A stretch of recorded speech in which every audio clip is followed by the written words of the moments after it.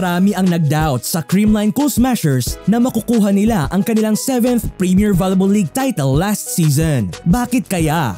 Nagtagumpay last conference ang Creamline. Subalit, aminin nyo na sa kabila ng mga improved rosters ng 11 other squads at pagkawala ng dalawang key players nila, marami ang nagduda sa kakayahan ng Creamline na maipagpatuloy ang kanilang domination sa liga. Sa katunayan, mas marami ang nagpredict na baka Cherry Tigo, Petrogaz o Chocomucho ang mag-uuwi ng PVL 2023 Second All-Filipino Conference title. Ngunit sa huli, hindi lang pinamukha ng Creamline sa kanilang doubters na mali sila dahil ginawa pang perpekto ng Creamline ang kanilang kampanya matapos magkaroon ng undefeated conference. Ang pag-alis ng kanilang iconic playmaker na si Gia de Guzman upang maglaro sa Denso Airy B sa Japan at pati na rin ang kanilang middle blocker na si Celine Domingo na naglaro rin as an import sa Nakhon Rakashima Volleyball Club sa Thailand ay nag-iwan ng pagkabahala sa mga fans. Subalit, Creamline is Creamline with or without someone. Malaking bagay din talaga ang pagkadagdag ni Bernadette Pons sa Creamline dahil pinatunayan nito ang kanyang potensyal sa wing side lalo na pag nagiging inconsistent si Eliza Valdez na matatandaang nagkaroon ng leg injury last year. Subalit, matapang pa rin na pinangungunahan ang team. Ang pagkawala naman ni Domingo ay napalitan ng nakaka-hype at good vibes energy ni Risa Sato. Pero kahit nagkatagpi-tagpi man ang Creamline, matagumpay pa rin nilang sinimulan ang conference matapos talunin ang kanilang sister team Chocomucho sa opening day ng conference.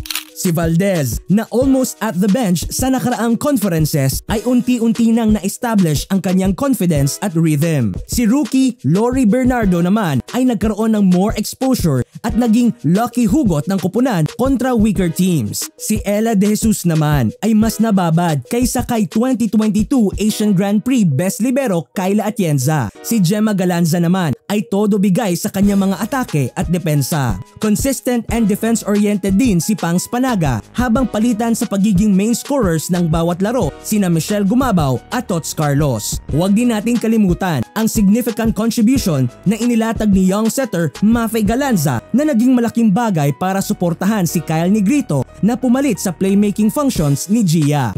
Gamit ang kanilang teamwork, natapos nila ang preliminary round with 11-0 record and the rest is history.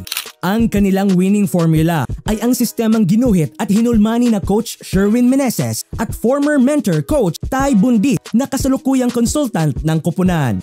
Pag-utilize ng back row attacks, rhythmic distribution to all spikers at pag-focus nila sa all-around floor defense ay iilan sa naging dahilan kung bakit matagumpay ang team sa likod ng mga pagbabago na nangyari sa lineup at roster nila.